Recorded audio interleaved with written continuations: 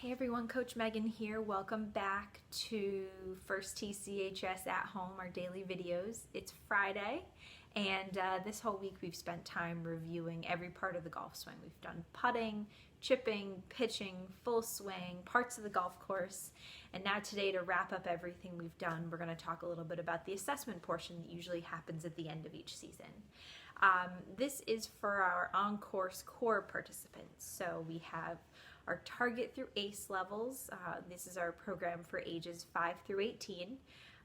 Kids start new with us at the target level when they're 5 and 6 years old, player level when they're 7 to 12 year old, teen when they're 12 to 18, and then we have progressive levels that go up through there. When I post this on YouTube, I will share a few different links to our different progressive levels, to our assessment page, so you'll see all this information in one place.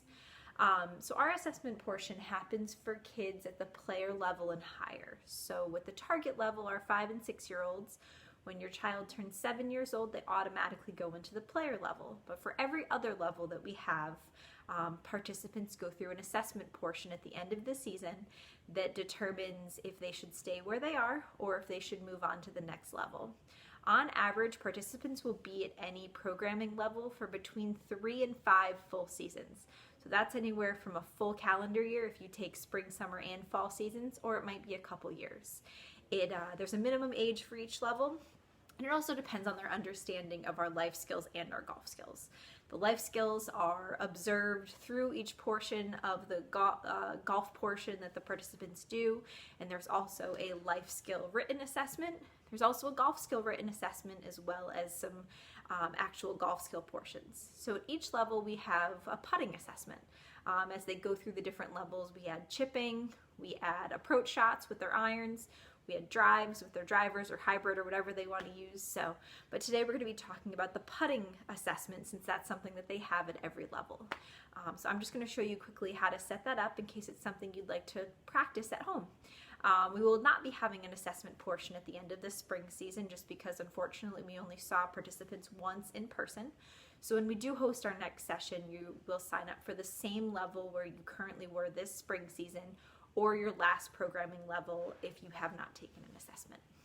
All right, so just keep in mind, if you're putting inside like I am today, this is awesome practice, but just remember that the greens are going to be a little bit quicker. You may be going uphill, you may be going downhill, maybe a side hill, which means it might break to one side or the other. So this is great practice to work on distance, but just keep in mind when you go outside, it's going to get even trickier. So if you have the opportunity to go to a golf course and practice there, that's an awesome idea.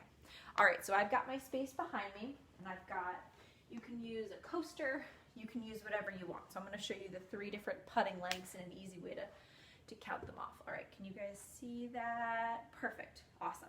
So at every programming level where we have an assessment, there is a 9-hole putting evaluation. So there's a short hole, there's a medium hole, and there's a long hole. And like I said, I'm going to link to this whole, the whole grid of the assessment qualifications in the comments, the caption section of the video when it goes on YouTube.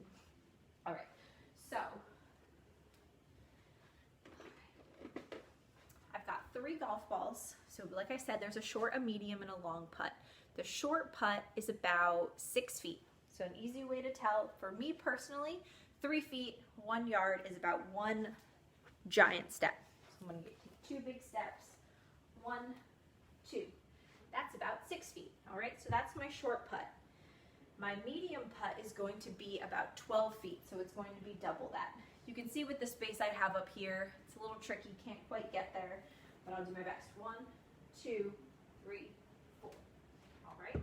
So about 12 feet. And then the last one is about 25 feet. So it would even be double that right there. If I wasn't filming right now, I could, move my target all the way up in here to the corner and then show you that. But it's all right. This is a great way to practice.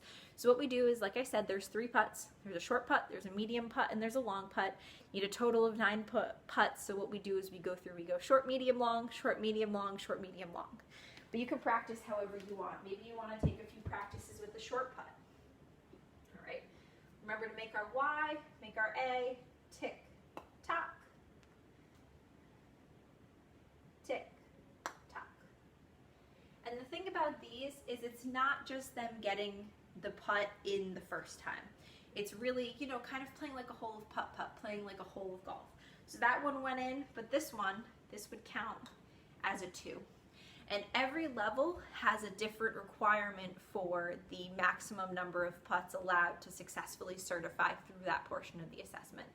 So as you can imagine, player, that number is a little bit higher. That number is at 33. So 33 putts for 9 holes. It allows for, you know, some 3 putts, some 4 putts. As you get through, that number is going to go down each time because we want participants to be more proficient as they go through the different levels of programming.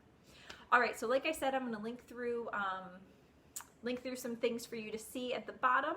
I hope everyone has a great weekend. We really, really hope you'll tune in next week. Next week is our final spring virtual week, and every day for you I will have some rules to new games so that during our little off season here between spring and summer seasons, you'll have some fun things to do.